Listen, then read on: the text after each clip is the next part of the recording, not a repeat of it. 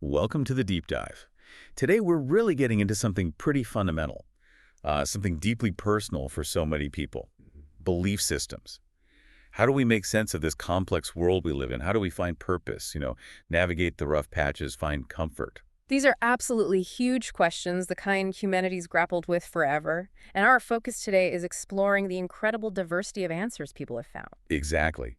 And for this deep dive, we've got a fascinating source. It's based on one person's incredible journey, a 6-month challenge, really digging deep. He didn't just, skim some books. He spent a whole month immersed in each of 6 major belief systems. Right, actually visiting holy sites, talking to religious leaders, monks, gurus, rabbis, you name it.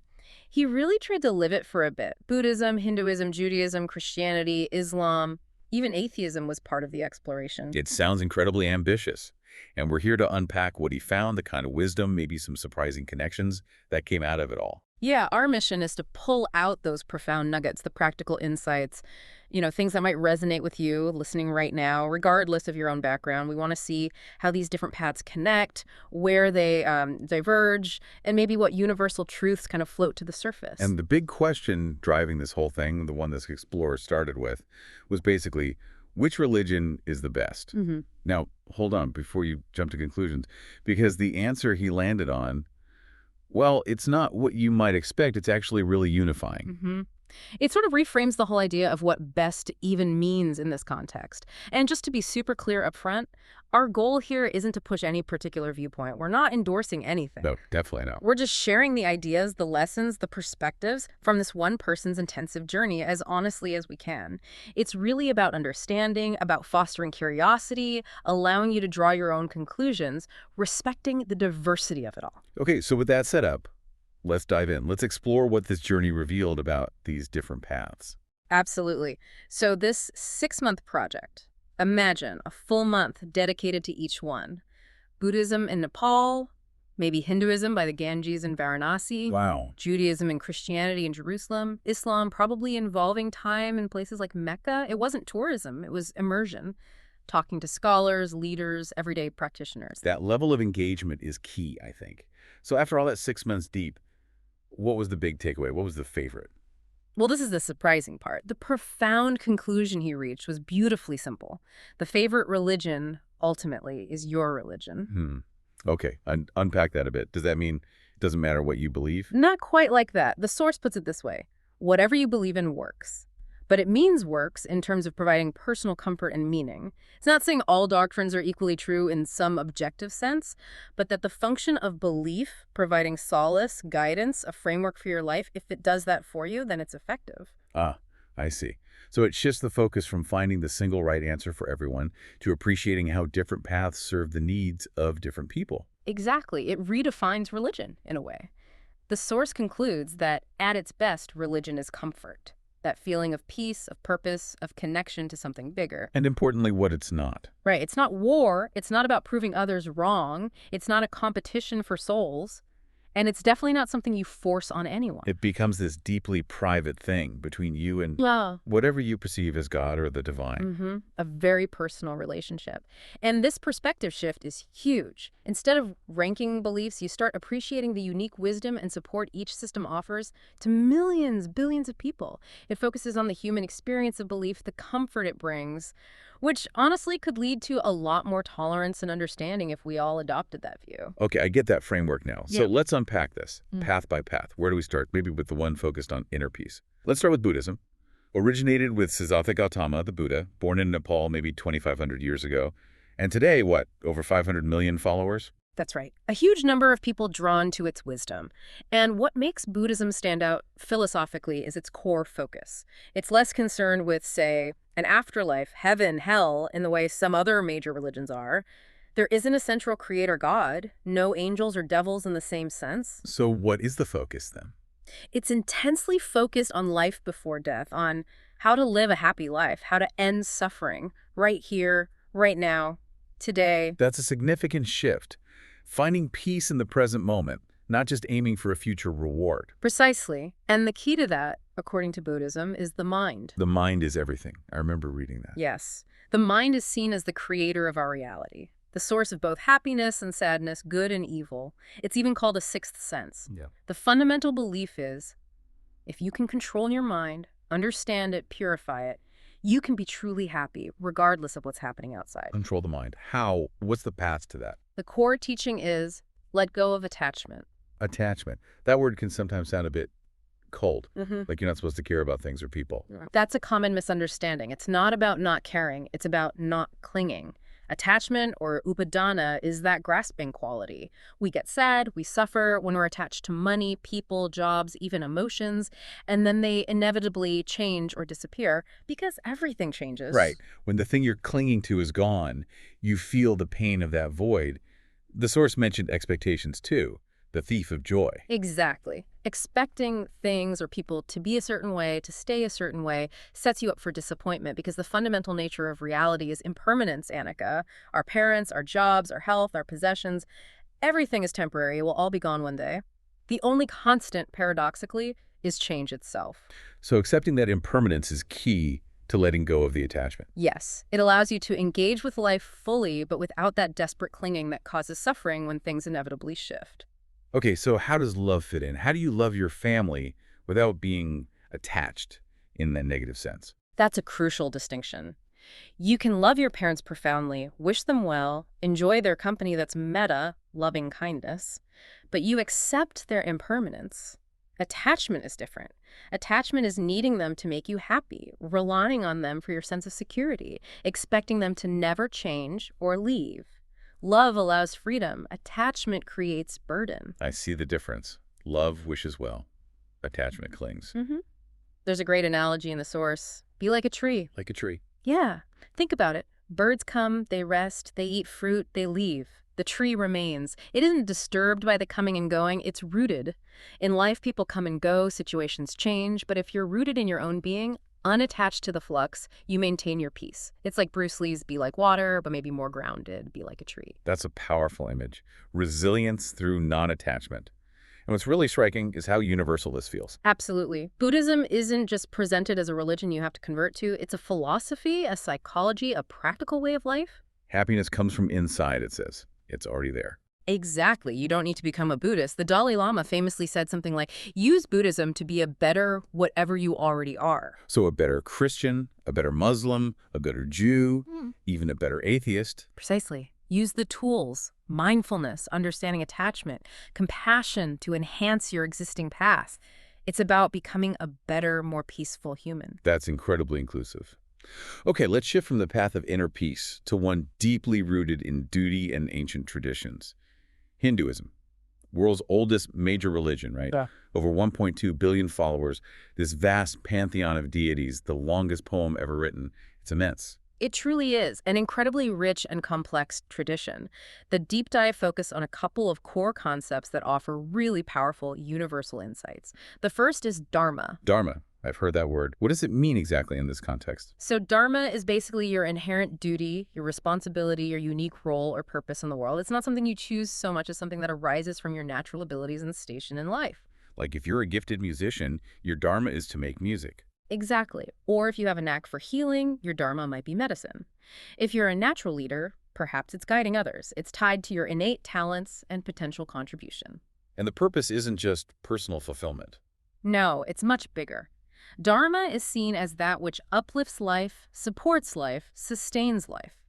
The Hindu belief is that the world stays in balance only when everyone follows their own Dharma properly. So it's about contributing your specific part to the cosmic harmony, doing what you're meant to do. Precisely.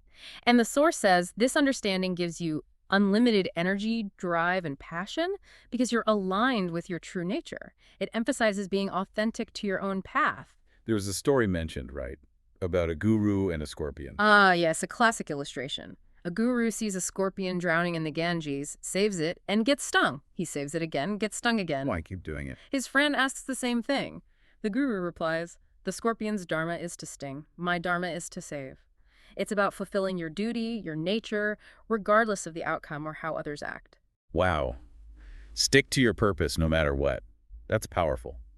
It's better to strive in your own dharma than succeed in someone else's. That's the essence of it. Authenticity over imitation, even if the imitation looks more successful externally. Okay, that's Dharma. What was the second key concept? Ahimsa.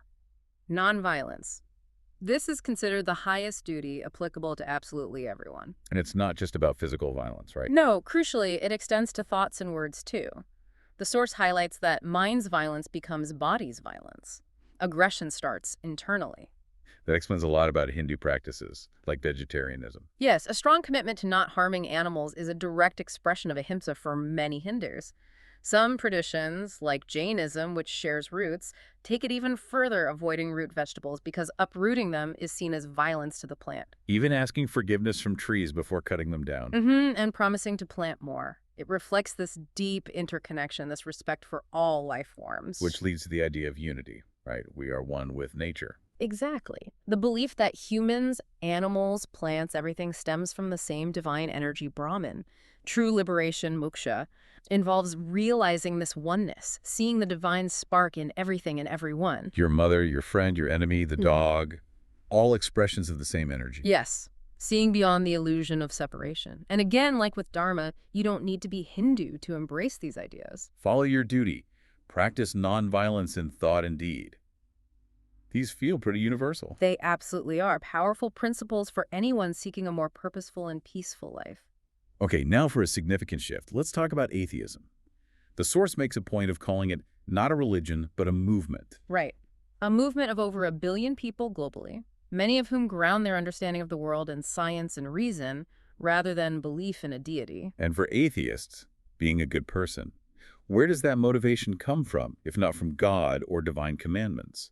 The source frames it humanistically. It's about liberating yourself and others from suffering. Morality comes from empathy, reason, the desire for a better world now, not necessarily driven by hopes of heaven or fear of hell. It's a secular, ethical framework. And this movement really gained steam with Darwin, right? Mid-1800s. Yes, Charles Darwin's The Origin of Species was a watershed moment. His observations, particularly of those finches on the Galapagos Islands. How their beaks differed based on the food available. Exactly. Small changes, generation after generation, leading to adaptation. It suggested that life evolves gradually through natural selection rather than being created all at once in its current form. Which, understandably, shocked the world. It went completely against the grain of traditional religious creation stories. It absolutely did. It challenged deeply held beliefs in Christianity, Islam, and other faiths about a special instantaneous creation. It sparked a massive debate between science and faith that continues today. And the source highlights a key difference in approach. Science is willing to admit mistakes. That's the argument presented. Science relies on evidence, on testing hypotheses, and crucially, it self-corrects when new evidence emerges. The book isn't a fixed text, but the universe itself, constantly being studied and reinterpreted. Whereas some religious interpretations, the source suggests, might resist changing core beliefs even when faced with conflicting evidence. Okay, so from this atheist perspective, what are the big lessons we can take away? The source mentioned two: curiosity and courage. Yes. Curiosity first. It's about thinking for yourself, questioning everything, investigating, not just accepting things on authority or tradition. Darwin's 5-year voyage is the ultimate example of this relentless curiosity. It's easier to just believe what you're told, maybe? Harder to say, I don't know, let me find out. And this very curiosity, this drive to understand how things work, is what fuels scientific progress, measuring the speed of light, mapping the genome, developing AI. It all starts with asking why and how. But being curious doesn't automatically make you an atheist, right? Right. Even Darwin wasn't strictly one initially. Correct. The point isn't that curiosity equals atheism. It's that the method relying on evidence, questioning, seeking knowledge is central. The source presents atheism almost as a kind of spiritual path of inquiry, encouraging you to seek your own answers. Okay, and the second lesson, courage. Yes. Courage in a couple of ways. First, the courage to face the big existential questions, origins, purpose, death, and admit, I'm not sure, rather than grasping for easy answers. Embracing uncertainty. That does take courage. And second, the courage to stand up for what you believe based on evidence or reason, even when it's unpopular, even when powerful forces disagree or try to silence you. Like Galileo, insisting the Earth moved around the sun despite the Church's opposition. He faced imprisonment for it. Exactly. His courage to hold on to scientific truth despite immense pressure ultimately changed our understanding of the cosmos. That's the power of intellectual courage. So the perspective isn't necessarily anti-religion. If religion brings comfort without harm, it's more against the rigidity sometimes found in religion, the resistance to questioning. The inspiration is, be curious, seek your own answers, and have the courage of your convictions. Precisely. Tools that make us better thinkers and more resilient individuals, whatever our ultimate beliefs. Okay, let's move to Judaism. The first major monotheistic religion, introducing that radical idea of one indivisible God through Abraham, an idea that profoundly shaped Christianity and Islam later on. Absolutely foundational. And Judaism is fascinating because it's described as more than just a religion. It's a peoplehood, a community, a family. There's that mention of shared DNA tracing back to Jacob, Abraham's grandson, creating this almost literal bond across diverse Jewish populations. Right. It fosters an incredibly strong sense of collective identity. And this emphasis on community shines through in so many practices. Like Shabbat, the weekly day of rest. Yes. Every Friday night, families and friends gather for dinner, prayers, connection. A deliberate pause from the hustle, focusing on togetherness. The source mentions a rabbi who hadn't missed it in decades. It's a cornerstone. And communal prayer, too, needing a minimum of 10 people, a minyan for certain prayers. It highlights collective worship over just individual devotion. The idea that spiritual power is amplified when people come together. It extends to hardship, too, right? Praying for the sick as a community. Yeah, broadcasting the name in the synagogue, it means you're not alone in your suffering. The community carries it with you. It's a built-in support system. And the Shabbat houses worldwide, offering instant community for Jewish travelers. Incredible network. Over 100 countries. Walk in, find familiar food, prayers, instant connection, a home away from home. In celebrating milestones together, like the bar mitzvah. The whole community celebrates that young person's transition. It reinforces that individual growth is a collective joy. All these threads weave together into a powerful antidote to loneliness. The message is clear. We need each other. Praying, eating, celebrating, grieving together is essential for reaching our potential. That's a really compelling aspect. What about the second lesson from Judaism? Yeah. Something about arguing. Yes. But not arguing in a negative way. Not hate-filled debates or trying to dominate. It's about good arguments. Rigorous discussion aimed at finding truth and, believe it or not, bringing people closer. How does that work? Through practices like Havruta, studying religious texts in pairs, debating interpretations intensely, challenging each other, pushing each other's thinking. The goal isn't to win, but to uncover deeper meaning together. Disagreements aren't taken personally. Afterwards, you shake hands, you're still friends. 2 Jews, 3 opinions is seen as a good thing. Exactly. It fosters intellectual dynamism, critical thinking. It's a path towards truth, not away from it. And the source connects this culture of debate and striving for truth to the high number of Jewish Nobel laureates. It suggests that this intellectual rigor, combined with a drive to improve the world, tikkun olam, contributes significantly to innovation and achievement. So the takeaways are really practical. Regular family time, maybe a digital detox day, celebrating community milestones, learning to disagree respectfully. And building communities where people feel truly connected and supported.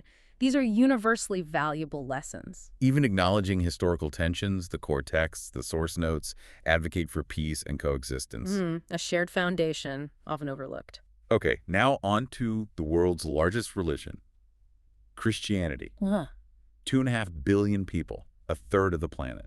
Immense global presence. Absolutely huge. But, as the source points out, also incredibly fragmented internally. Those 45,000 different denominations. Catholic, Orthodox, Protestant, Mormon, Quaker, countless others. Stemming from theological differences, cultural variations. Right, and sometimes these divisions are starkly visible. That example of the immovable ladder at the Church of the Holy Sepulchre in Jerusalem. Stuck in the same spot for 300 years because the 6 denominations who share the church can't agree on moving it. Exactly. A potent symbol of that internal division and the challenge of achieving unity. Yet, despite all that fragmentation, there's one unifying element. Absolutely. The person of Jesus Christ. For Christians, he is the Son of God who came to forgive sins, teach truth, offer eternal life, and rose from the dead. Belief in him is the absolute core of Christianity. His birth even marks our calendar year. His impact is undeniable. So what are the key lessons highlighted from Jesus' teachings? 2 really stand out. Unconditional love and forgiveness. First, love specifically, agape. Agape. Not just romantic love or friendship love. No, it's described as God's unconditional self-giving love, loving everyone yourself, neighbor, friend, even your enemy equally, and seeking their highest good regardless of whether they deserve it or return it. Love the Lord your God. Love your neighbor as yourself, the great commandments. That's the foundation. And Jesus demonstrated this, like when he washed his disciples' feet and acted profound humility and service. A tradition the Pope continues today, washing the feet of prisoners even. It's a symbol of that selfless servant love. And his crucifixion is seen as the ultimate act of agape, a sacrifice made out of love for humanity. That's love. What about the second lesson, forgiveness? Equally central. Jesus taught, turn the other cheek, rejecting the eye for an eye principle because it just leads to endless cycles of retaliation and blindness. Breaking the cycle of vengeance. Exactly. And the source emphasizes how holding on to anger is like drinking poison yourself. Forgiveness isn't primarily for the other person, it's to free yourself from bitterness, allowing you to live in love and freedom. It's liberation for the forgiver. And the extent of forgiveness is pretty radical. 70 times, 7 times a day, Jesus said. Symbolically infinite. Forgiveness as a constant lifestyle, not a rare event. Even forgiving his killers from the cross. Father, forgive them. It's the ultimate example. And the point isn't that it's easy, it's incredibly hard, but the teaching is to strive for it, to just do it. If practiced universally, the source suggests, wars would end. It's a powerful thought. And again, these principles resonate beyond Christianity. You don't have to be Christian to practice radical love or profound forgiveness. Simple acts of kindness, letting go of deep hurts, these echo those teachings. They do. Christians may disagree on theology, but they agree love and forgiveness make you strong. And frankly, the world desperately needs more of both. Couldn't agree more. Okay, finally, let's turn to Islam, the fastest growing religion, over 2 billion followers. And the creator of the source material learned it from his mother, giving a very personal perspective. Right, that adds a unique layer. Islam began with revelations to Prophet Muhammad by the angel Gabriel, starting in a cave near Mecca around the 7th century. And that very first word revealed was, read Iqra. An immediate emphasis on knowledge, understanding, seeking truth through reading the Quran and observing the world. Fascinating start. What's the first major lesson highlighted from Islam? Discipline. An incredible, visible level of discipline woven into daily life. Examples. Daily prayer, salat, 5 times a day, every single day, facing Mecca. The source mentions his mother doing this at 5 a.m. for 30 years without fail. That's extraordinary consistency. Unwavering commitment. Then, cleanliness, wudu. Ritual washing before each prayer, hands, face, feet. Cleanliness being half the faith. It emphasizes physical and spiritual purity. Fasting during Ramadan. Yes, abstaining from all food and drink from sunrise to sunset for an entire month. Billions participate. It fosters self-control, empathy, spiritual focus. And Quran memorization. Some Muslims memorize the entire book. Yes, becoming a hafiz. The source mentions his wife achieved this. Memorizing over 6,000 verses word for word requires immense dedication and discipline. Wow. These practices clearly build serious life skills. Absolutely. Consistency, commitment, discipline. These are valued everywhere, even in business schools. Islam integrates them into its very core, helping followers cultivate incredible personal strength. Prophet Muhammad said, consistent deeds, even small ones, are most beloved. It's about the steady effort. Okay, discipline is one lesson. What's the second? Equality. This is dramatically illustrated during the Hajj, the pilgrimage to Mecca. Where everyone wears the same simple white cloths. Exactly, the ihram. Shedding all signs of wealth or status. Men shave their heads. Everyone looks the same, stands equal before God. CEO, security guard, American, Pakistani, black, white, none of that matters there. All distinctions vanish. It perfectly embodies Prophet Muhammad's teaching. No white is superior to black, and no black is superior to white except by piety and good action. Character is what counts, not external status. Imagine the feeling. Millions from everywhere, all united, looking the same, doing the same thing. A profound sense of unity and equality, a powerful visual and experiential reminder of shared humanity. So the inspiration here is also universal. Learn discipline from Islamic practice for your own goals. Yes, whether it's hitting the gym consistently or finishing a big project, and embrace that profound sense of equality. Strive to see everyone as fundamentally equal in your own life and society. More discipline, equality, unity. The world could certainly use those. Beautiful lessons. Indeed, found powerfully within Islam, but applicable to all of us. Okay, what an incredible journey through these diverse systems. Buddhism's inner happiness, Hinduism's duty and nonviolence, atheism's curiosity and courage, Judaism's community and argument, Christianity's love and forgiveness, Islam's discipline and equality. It's a rich tapestry. And yet that core message comes back again and again. My favorite religion is your religion. Meaning, its value lies in the personal comfort and guidance it provides you. Whatever you believe in works for that purpose. Right. It's not about competition or conflict. The source strongly concludes religion should be a private matter, a source of peace, not war or coercion. It shouldn't be about proving you're right and they're wrong. No. And the beauty is seeing how wisdom from one path can genuinely enrich another. You can use Buddhist mindfulness to be a more peaceful Christian, or Islamic discipline to be a more focused student, or Jewish communal values to strengthen any neighborhood. These lessons are transferable tools for being a human, whatever your label. Exactly. They become part of a universal toolkit for living a better life. And here's where it gets really interesting. Maybe the deep dive isn't just about understanding each system individually, but realizing that collectively, they offer these universal tools. Managing the mind, finding purpose, building community, loving, forgiving, being disciplined, being courageous. These are fundamental human aspirations addressed by all, just in different ways. That's a profound insight. Seeing the shared goals beneath the diverse practices and languages, it highlights a common human quest. So what does this all mean for us listening right now? I think it means we can genuinely appreciate all these paths for the comfort and guidance they provide to billions, not judging, not competing, but respecting the role they play in people's lives. That kind of appreciation can only lead to a more tolerant, more understanding world. And maybe the deepest dive isn't choosing one path, but exploring that universal human toolkit within ourselves. Our capacity for curiosity, courage, love, discipline, community. Regardless of the specific framework we use to cultivate them, it invites personal reflection. What resonates with you from all this? What insights can you apply to enrich your life? How can Buddhist detachment help you navigate stress? Or Christian forgiveness heal a relationship? Or Jewish community combat loneliness in your area? It's about drawing wisdom wherever you find it, fostering that shared humanity. Come on, let us appreciate all religions, all belief systems, because they give so many humans comfort and meaning in life. That seems like a pretty good place to end our deep dive today.